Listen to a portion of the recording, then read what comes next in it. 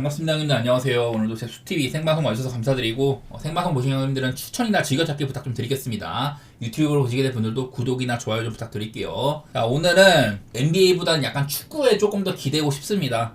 오늘 좀 NBA도 어려워 보이고 경기도 지금 두 경기가 빠졌어요. LA 쪽에 산불이 나가지고 클리퍼스랑 레이커스 홈 경기가 전부 이제 연기가 된 상황입니다. 그래서 선택지도 좁고 이래가지고 또 이제 경기들이 마감 시한 전에 봐야 되는 경기가 두 경기나 있어가지고 결장 보기도 어려워요. 쉽지 않은데 일단 첫 경기 애틀 대 휴스턴인데요. 자, 애틀랜타는 요즘에 제일런 존슨의 부상이 가장 좀 눈에 들어오는 것 같습니다. 저도 여러 차례 애틀랜타 입장에서 상당히 중요한 선수다. 자, 요즘에 제일런 존슨이 좀 결장이 지금 한 5경기 정도 되거든요. 그 기간 동안 애틀이 1승 4패기도 하고 존슨이 이제 있을 때와 없을 때 차이가 14점가량 차이가 나는 모습입니다. 득점이 빠진 만큼 실점이 늘어나가지고 언더오버는 또이또인데 그냥 경기력에서 14점이 가라앉았다. 네, 이런 것들이 확인이 되고요. 제일런 존슨이 빠진 대신에 나온 선수가 이 비트 크레이치거든요. 저는 몇 차례 이 친구가 작년에도 애들이 부상이 많을 때 괜찮은 활약을 해줬다 이런 말씀을 드렸었는데 뭐 요즘에도 나쁘진 않습니다. 보니까 출전 시간 조금 받은 뒤로는 새해 들어서는 4경기 동안 야투 좋고 3점 좋고 많이 쏘진 않지만은 그래도 본인의 역할 정도는 하고 해주고 있다고 보입니다. 어느 정도 메꾸골이 있다는 건데, 자, 오늘 상대인 이제 휴스턴. 자, 휴스턴이 직전 경기에 멤피스를 상대로 되게 좋은 경기를 했었습니다. 멤피스가 물론 이제 갓 복귀한 거긴 했었지만은 그날 휴스턴이 꽤 잘했었어요. 오펜시브 리바운드라든지 뭐 스틸이나 블락 이런 수비적인 측면에서 많이 앞서 있었던 게 보였었고, 휴스턴이 그날 자유투를 40개 넘게 쐈는데 성공률이 50%대였습니다. 팀 전반적으로 자유투가 너무 안 좋았었는데, 대신에 이제 요즘에 휴스턴의 호재라면은 아무래도 제일런 그린 얘기를 해야 됩니다. 제가 몇 번 휴스턴을 지적을 하면서 얘네들 수비는 참 좋고 어린 팀이고 이런 배드보이즈 이미지가 있다. 근데 문제는 확실한 에이스, 슬래셔가 없다는 거였거든요. 저는 벤블릿이나 그린으로는 모자라다 이런 말씀 많이 드렸었는데, 자, 제일런 그린은 이제 1월달 새해 들어가지고 성적을 보니까 5경기 동안 기본적으로 야투 많이 쏴요. 야투 경기당 20개 넘게 쏘고 있는데 야투를 47%, 3점 41%, 경기당 득점 27점 이런 식으로 턴오버도 좋고 충분히 본인의 몫을 해주고 있는 모습이 보여요. 그래서 그래도 한창 못할 때보다는 낫다. 나는 애틀랜타에서 제일런 존슨이 빠진 기간 동안 애틀이 못하는 점, 그게 제일 많이 보이기는 해. 얘네들 오랫동안 원정에서 6경기 계속 돌다가 홈으로 오니까 그나마 나아질 수는 있겠지만은 얘네들이 올 시즌 전체로 봤을 땐 딱히 홈에서 엄청 버프를 받는다든지 그런 게 많지는 않아요. 휴스턴도 얘네들도 작년에 비해서는 원정에서 선전하고 있는 편이고 올 시즌도 원정 12승 6패입니다. 그래서 기본빵 자체가, 레벨 자체가 저는 휴스턴이 높다고 생각은 하거든요. 거기다가 이 애틀랜타에서 제일런 존슨이 빠진 점이라든지 그런 부분들을 따지고 보면은 아무래도 휴스턴 쪽이 조금 더 손은 갑니다. 근데 이것도 4.5 하라면 하는 기준점인데 저는 사실 좀 타이트한 게임 생각도 좀 나거든요. 언더오버 중에서 오바를 그냥 좀 우선시하고는 있어요. 문제는 이게 휴스턴이 멤피스랑도 되게 막 타이트한 게임 하고 이래가지고, 물론 그날은 그냥 자유투만 몇 개 더 넣었으면은 무난하게 그냥 오바가 나는 거였는데 휴스턴의 자유투도 조금은 신경이 쓰이긴 합니다. 저는 그래도 이 정도 기준점이면은 오바라든지 휴스턴 사이드 보는 게 옳다고는 보이네요. 다음 경기 피닉스 대 유타 경기입니다. 요즘에 피닉스는 브래들리 빌을 벤치로 보내고 라이언 던이나 플럼리를 이렇게 좀 선발로 쓰면서 약간의 변화를 꾀하고 있는데 기복이 너무 심해요. 일단 브래들리 빌이 첫 경기 때 벤치로 가가지고 되게 잘했고 두 번째 경기 때는 못했습니다. 그러더니 직전 경기는 또 애틀랜타 상대로 엄청 잘했어요. 그리고 그날은 원래는 피닉스가 애틀랜타를 이렇게 좀 에너지상으로 밀릴 거라고 보였는데 오히려 뭐 오펜 같은 거 더 잡기도 하고 수비 에너지도 나쁘지가 않았습니다. 그런 날이어가지고 종잡기가 힘들어요. 저는 아직까지도 이게 피닉스가 기본적으로 기대치에서 한참 못 미치지만은 요즘에는 특히 듀란트, 부커, 브래들리 빌이 전부 뛰는 시점인데도 경기력이 안 나오고 있어가지고 사실 피닉스 예측이 좀 힘듭니다. 그런 와중이고, 반면에 이거는 유타가 조금 보이는 게 있는데, 일단은 뭐 직전 맞대결 때는 134대 126으로 엄청 점수가 많이 났어요. 12월달 중순쯤이니까 이거 뭐 한 3주 전쯤 그때거든요. 이때는 근데 유타의 라인업을 보면은 존 콜린스, 마카넨, 캐슬러, 조지 섹스턴, 벤치에서도 클락슨, 필리포스키, 주장 센사보, 뭐 콜리어까지 이런 애들이 나왔단 말이에요. 이건 유타를 봐야 되는데 왜 봐야 되냐면은 내일 이제 유타가 결장들이 되게 많은 편입니다. 키온테 조지가 못 나오고요. 존 콜린스 못 나오고요. 클락슨도 못 나와요. 거기다가 조니 주장이나 브라이스 센서 뭐 이런 애도 캐셔널이 달려있단 말이죠. 유타가 내일 되게 좀 결장이 많을 수가 있단 말입니다. 지금 화면에 나오는 게 올 시즌 유타의 그 이제 여러 친구들 성적이거든요. 보면은 맨 오른쪽이 그 득점입니다. 이거 득점으로 한번 줄 세워 볼게요. 보니까 마카넨이 가장 많이 넣어주고 있고 2등이 뭐 섹스턴 뭐 이런 식으로 쭈루룩 순위가 있는데, 내일 결장하는 존 콜린스, 클락슨, 키온테 조지 3, 4, 5등이 다 빠지고요. 그리고 센사보도 빠지고, 센사보 요즘에 3점 같은 거 컨디션 되게 좋거든요. 빠지고 조니 주장도 그리고 얘도 올 시즌 전체 3점 같은 거 40% 정도로 슈터 역할을 확실히 해주고 있는데 내일 유타는 감이 좋은 슈터들이 빠질 수가 있다는 거라든지 기본빵으로 점수를 좀 뽑아주는 팀에서 3, 4, 5등으로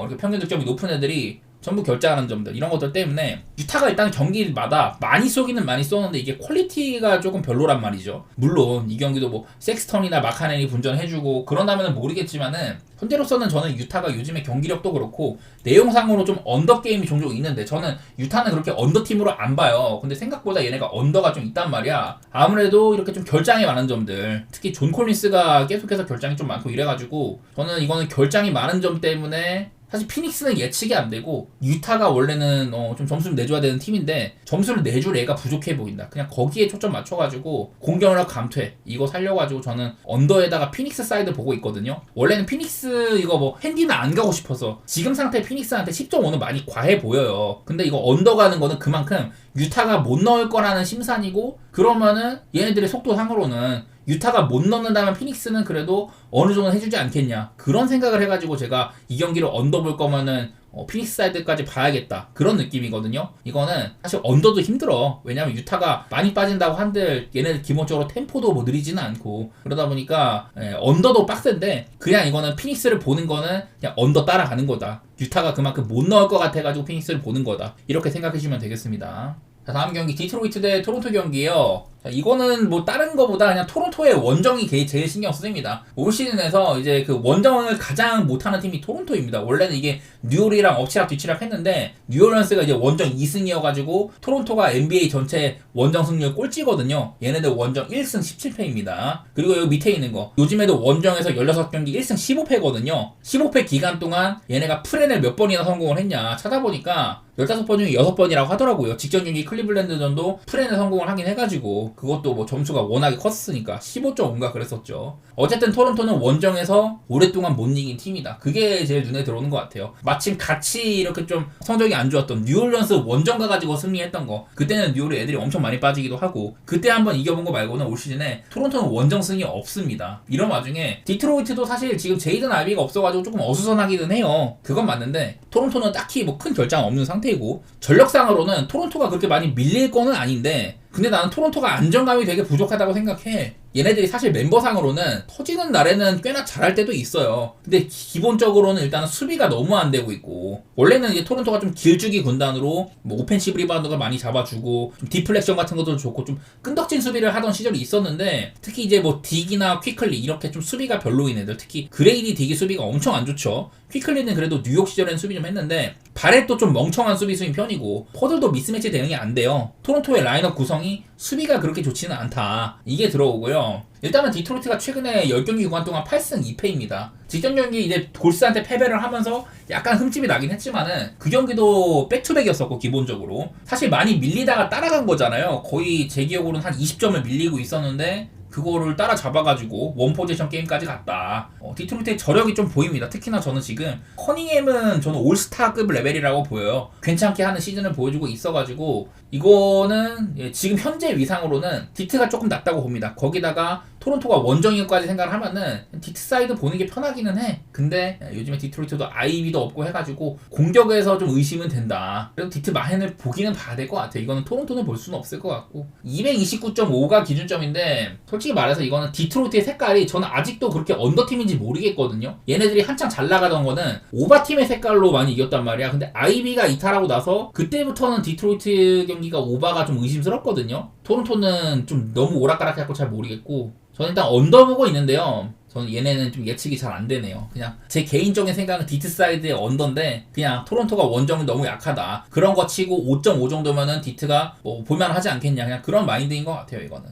다음 경기 미네소타 대 멤피스 경기인데요. 야 이것도 멤피스의 상태 때문에 에바야. 멤피스가 이제 직전 경기 휴스턴 상대로 갓 복귀를 많이 했다잖아요. 그때 모란트나 또 뭐 자잭주도 오락가락 했었고 벤치에서 뭐 알다마 같은 애들 그런 애들 이제 갓 복귀를 해가지고 멤피가 우리가 기억하던 한창 이제 베스트 멤버일 때 멤피스 엄청 오버 템포에다가 수비 잘하고 공격 잘하고 그런 색깔들이 휴스턴 상대로는 좀 안 나왔었어요. 물론 휴스턴이 서부 2위 팀이고 엄청 센 팀이라 그런 것도 있겠지만은 어쨌든 멤피스가 직전 경기 때는 조금 본인들의 색깔이 안 나왔다. 그리고 오늘 상대인 미네소타 이 팀도 상대의 장점들을 무마시킬 수 있는 그런 수비를 갖추고 있는 팀이잖아요. 미네소타가 물론 작년보다 막 그렇게 수비가 뛰어나진 않지만은 요즘에는 그래도 좀 괜찮은 편입니다. 특히 3점 같은 거 앤트맨 위시로 되게 잘 꼽고 있고 공격이 안 된다지만은 3점은 살아있고요. 수비력도 그래도 좀 나아진 편이에요. 저는 일단은 멤피스가 정상 궤도인지 모르겠는데 오늘 상대하는 미네소타 역시 지난번 휴스턴처럼 멤피스의 장점들을 조금 무력화시킬 수가 있다. 빠른 템포의 농구 그런 것들을 억제할 수가 있는 편이거든요. 그게 좀 거슬려. 물론 정상적으로 붙었더라면은 멤피스가 정상 상태면은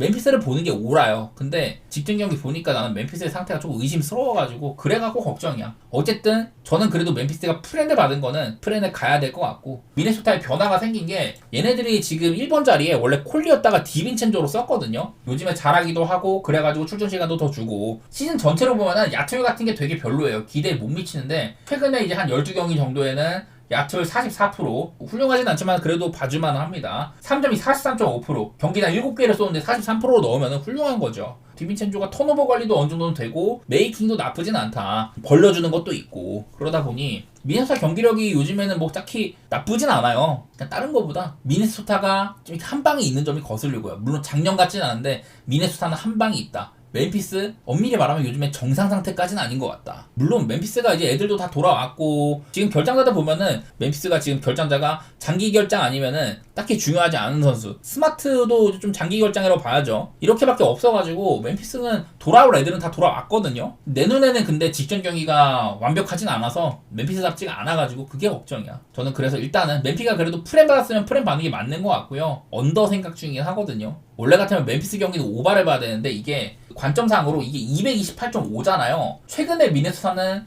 10경기 동안 보스턴전 딱 오바 한 번밖에 없었습니다. 그때 115 대 118인데 이상하게도 미네소타는 올 시즌에 보스턴 만날 때마다 오바 게임을 해요. 엄청 잘 비비고 그 전까지 좀 상황이 안 좋다고도 보스턴만 만나면 엄청 잘 싸워. 그런 게 한 번 있었고요. 반면에 멤피스는 228.5 기준으로는 클리퍼스한테 홈에서 패배를 했던 댈러스와의 경기도 그 결장이 엄청 많았을 때 그때 이제 한번 언더가 나오고 그랬었는데 오늘 어려워 보여요. 제가 좀 자신감도 지금 없는 상태고 좀 어렵네요 오늘. 멤피 프렌에다가 언더 그렇게 한번 보겠습니다. 좀 애매해요. 근거도 모호합니다. 미네소타에는 한 방이 있다. 멤피스는 뭔가 우리가 알던 그 정상 상태의 멤피스가 아닌 것 같다. 약간 이런 느낌밖에 없어요. 근거가 좀 모자란 분석이에요.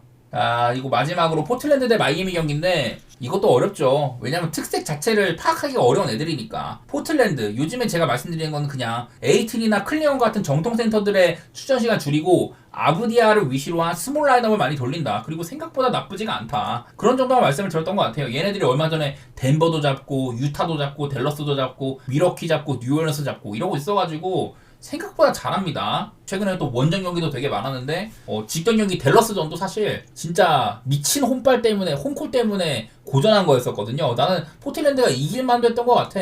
그 정도로 좋은 경기를 했는데 솔직히 홈발이 너무 심했다고 봐요. 그거는 포틀랜드가 무시할 팀은 아니거든요 지금. 그래서 걱정이야. 요즘에 3점도 꽤나 들어가기도 하고 공격상으로도 3점 같은 거 나쁘진 않아. 이거보다도 체감상은 저는 더 좋게 느껴지거든요. 야투율은 4등 정도 찍고 있다고 하고 수비도 뭐 엄청 결격사유까지는 아니다. 이런 상황인데 마이애미 같은 경우는 지금 이제 버틀러가 빠져 있잖아요. 팀에서 그래도 가장 많은 돈을 받고 있는 선수가 빠지고 내부적인 분위기도 좋지가 않다. 그런 상황에 그래서 원래 히로 혼자서 독박 농구를 할 줄 알았는데 요즘에는 하케스가 조금 도와주고 있습니다. 그 전까지는 제가 맨날 소포머 징크스를 시기에 겪고 있다. 야투 개판이다. 저번에 세크전 같은 거 보면 엄청 실수 잦고 막 이랬었는데 그나마 요즘에는 좀 하케스가 좀 해주고는 있어요. 야투 같은 것도 그렇고 3점은 늘 별로긴 한데 아무래도 좀 똑똑한 선수예요. 바스켓볼 IQ가 괜찮은 선수야. 그것도 그렇고 이제 또 켈렐 웨어라는 아데바요의 좀 백업 센터 그런 친구들도 그 이제 신인 선수들 괜찮게 해주고 요비치는 제가 늘 상수라고 얘기를 하죠. 마이애미도 요즘에 뭐 엄청 나쁘진 않아. 골스 상대로 세크랑 2차 연장 백투백을 하고 왔는데 가비지 승리를 한다든지 유타 상대로 서로간에 엄청 못 넣는 게임에서 본인들의 스타일대로 언더게임 템포로 승리를 한다든지 그런 것들이 보여가지고 그러니까 이게 딱히 어느 한쪽이 요즘에 뭐 못하고 있다 그렇게 볼 게 아니라는 거예요. 그래서 이제 뭐 제가 얘기했던 거는 포틀랜드는 일단은 원정에 비해서 올 시즌 내내 홈으로 오면은 득점이 한 9점 올라가고요. 실점도 한 7점 올라간다. 그래서 종합적으로 홈에서는 오바 쪽으로 16점 가량이 가거든요. 이거 하나 보이기는 해. 마이애미도 사실 뭐 버틀러가 빠지고 난 지금 경기도 보면은 언더오버도 애매해요. 막 인디애나나 세크라멘토 이런 애들 만날 때는 240점 넘게 치키기도 하고, 물론 세크전은 2차 연장까지 가가지고 오버한 거긴 한데 유타 상대로 그냥 136, 7점 하면서 무너지기도 하고, 마이애미의 색깔 파악이 사실 오바 색깔은 아니거든요. 근데 나는 좀 주고받을 것 같기도 해. 요즘에 그냥 마이애미보다는 저는 포틀랜드의 색깔이 언더팀은 아니라고 보여요. 어렵습니다.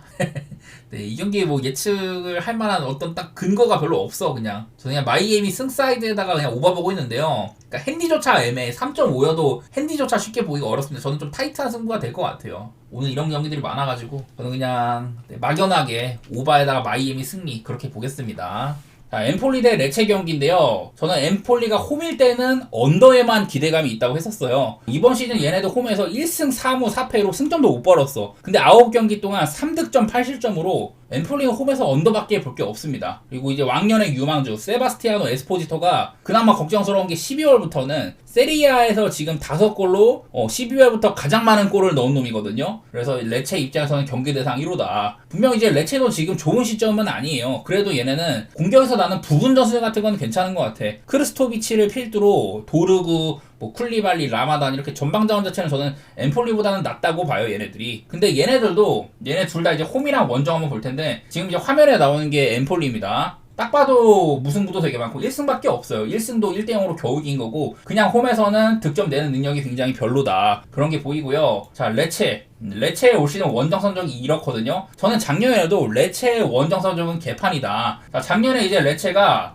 이런 구간이 있습니다. 개막하고 나서 원정에서 계속 이렇게 승리를 못했던 구간들이 있었어요. 그래서 저는 레체를 원정 고자라고 생각을 하는데, 그나마 막가 시즌 괜찮았지만 올 시즌에 다시 레체의 원정이 이렇단 말이죠. 저는 레체의 원정도 별로 안 좋게 보고 있습니다. 9경기 1승 1무 7패 2득점 14실점이에요. 또 이제 레체는 리그에서 그 득점 꼴찌기도 하고 내용에 비해서 실적은 별로 없었다고 보는 게 맞아요. 얘네들의 그리고 또 맞대결 같은 거 보니까 2020년대 이후로는 뭐 세리에 비해서 만난 것도 막 이러고 한데 1부 리그에서 만난 거는 전부 다 이렇게 한 점 차 이내의 승부였거든요. 전부 다 언더기도 하고 둘 간의 이제 홈 원정 간의 특성도 보이고 공격이나 수비 모두 다 그냥 별로여가지고 이 경기는 무승부나 햄무가 딱인 경기라고 보입니다. 한 점 차 이내에서 갈릴만한 경기다. 언더도 보기가 좋다. 근데 언더가 배당이 너무 별로예요. 이거는 저는 무승부라든지 언더, 무승부를 조금 더 높이 치겠습니다. 햄무보다는. 자, 다음 이제 우디네세 대 아탈란타인데 아탈란타는 최고조를 달리다가 살짝 꺾였었죠. 얘네들이 이제 라치오한테 비겨가지고 연승이 깨졌고, 그 수페르코파에서는 인터밀란한테 대놓고 로테이션 많이 돌리고 패했습니다. 좀 지려고 나온 것 같아서 이 경기에 대한 그 의미 부여를 많이 안 하는 그런 느낌이었었고, 아탈란타는 이제 수페르코파 이후로 일주일 넘게 쉬어가지고 체력적인 문제는 조금 나아질 만도 해요. 얘네도 이제 뭔데 한 달 넘도록 그 주에 2경기 넘게 하면서도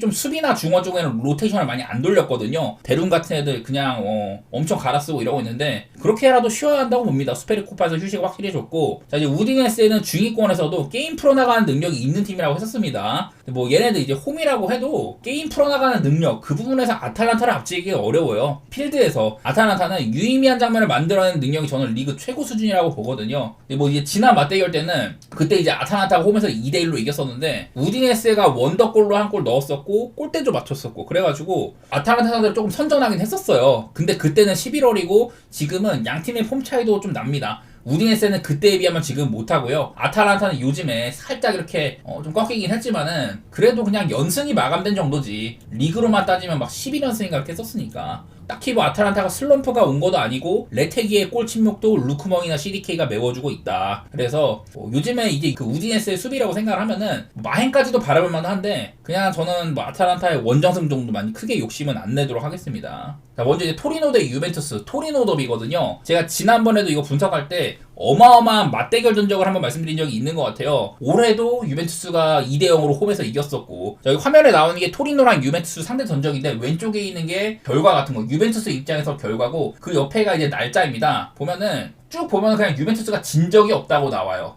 쭉 보면은 2015년 토리노가 홈에서 한번 승리를 가져간 거 외에는 그 전에도 토리노가 1995년 30년 동안 29승 9무 1패 유벤투스가 그냥 찢어갔거든요. 이거를 홈 원정, 토리노 원정만 따져도 14승 4무 1패로 유벤투스가 토리노 원정에서도 굉장히 강했다. 최근 전적 같은 것들 보면은 사실 이 기간 동안 원정만 따지면은 그 이제 마해는 4번밖에 없고요. 햄무가 6번이었거든요. 최근 6년간 이긴 것만 따지면은 전부 다 햄무였다. 그래서 일단은 유벤투스가 상대 전적에서 아주 우세라는 겁니다.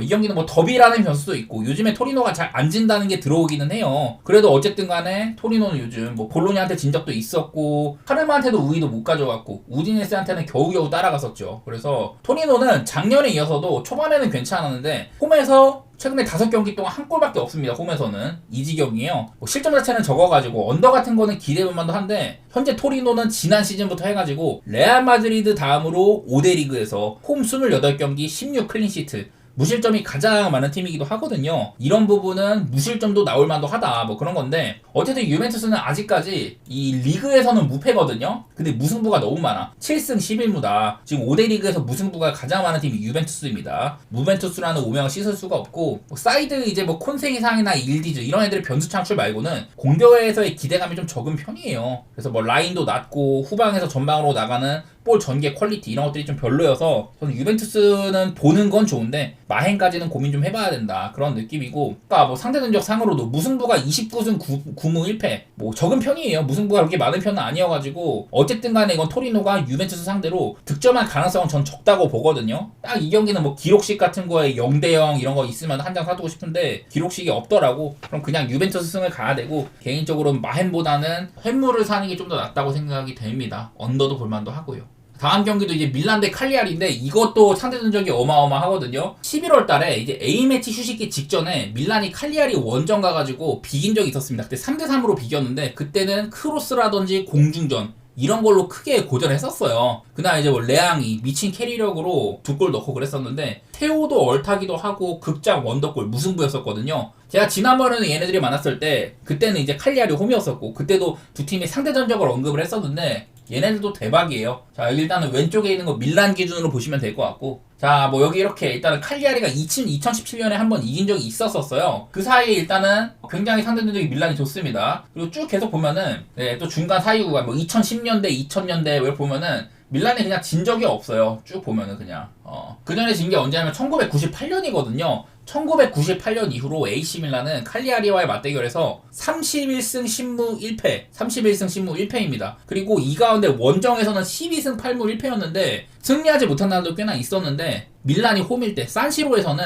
19승 2무로 한 번도 안 졌습니다. 그리고 97년 이때 이제 홈에서 한 번 졌는데 이때 이후로는 밀란은 홈에서 칼리아리한테 19승 2무로 굉장히 강했다는 거거든요. 30년 가까이 19승 2무로 매우 극강이었다. 그리고 요즘에는 홈에서 5경기 연속 마헨 포함해가지고 19승 중에 12번이 마헨이었었어요. 최근에 5경기 연속 마헨이고 대승도 꽤 있었다는 소리입니다. 그리고 밀란은 지금 콘세카 감독을 자르고 콘세이상을 데리고 오자마자 슈페르코파에서 유벤투스, 인터밀란 이런 애들한테 역전승으로 우승하기도 하고 레앙이 특히 또 이제 그 인테르전에서 복귀하자마자 미친 크랙이었었죠. 후반전에 그런 좋은 기운들이 밀란을 감싸고 있다고 봐요. 뭐 칼리아리는 그나마 홈에서는 강점이 있다지만 오늘은 원정이기도 하고 요새 되게 어려운 일정들을 치러 왔었습니다. 직전에 몬자한테 한번 이겨가지고 그나마 반전의 계기를 마련했는데 몬자가 뭐 퇴장도 있었고 얘네가 이기긴 했어도 밀란한테 승점 뺏어오기는 어렵게 보여요. 예상 라인업 상으로도 밀란은 지금 레앙, 린데르스, 퓰리시치 거기다 모라타까지 전반적으로 밀란의 라인업은 나무랄 데가 없다고 보입니다. 이 라인업이면은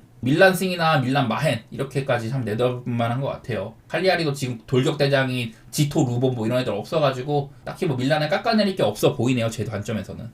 자, 그리고 마지막으로 보여드릴 건 이 경기거든요. 메넨글라드바흐랑 바이에른 뮌헨 경기인데 이 경기는 그냥 다른 거 볼 거 없어. 무조건 분데스리가에서는 뮌헨이 킹이죠. 그건 맞는데 분데스리가 후반기 첫 경기거든요. 얘네들이 거의 한 2주 넘게 쉰 다음에 전반기 마감하고 후반기로 돌아갔는데 다른 거 그냥 볼 거 없습니다. 요즘에 메넨글라드바가 잘하는 것도 아니에요. 옛날에는 이제 뭐 명문 팀입니다. 70년대 뭐 이럴 때는 되게 명문이었는데 1990년대 이후로는 딱히 뭐 족적이 없어요. 보이는 거는 보루시아 메넨글라드바흐가 바이에른 뮌헨 상대로 상대 전적이 아주 훌륭하거든요. 그러니까 뮌헨이랑 지금 메넨글라드바흐의 위상 차이를 생각하면은 메넨글라드바흐가 굉장히 잘 싸워왔어요. 생각보다 많이 이겼어. 그냥 쭉 볼게요. 쭉 보여드리고 그냥 정리하겠습니다. 생각보다 많이 이겼죠. 생각보다 많이 이겼습니다. 그전에는 이렇게 뭐 2010년대 좀 초중반 이때부터는 그러니까 한창 이제 좀 옛날 전에는 그때는 미넨이 많이 이겼는데 오히려 그 이제 2010년대 중반 이후로 메넨글라드바가 더 선전하고 있거든요. 이때 뭐 딱히 메넨글라드바가 좋아졌다든지 아니면 미넨의 전력이 꺾였다든지 그건 아니잖아요. 오히려 과르디올라 감독이 오고 더 이제 강했던 시점인데 2015년부터 메넨글라드바흐는 미넨 상대로 맞대결에서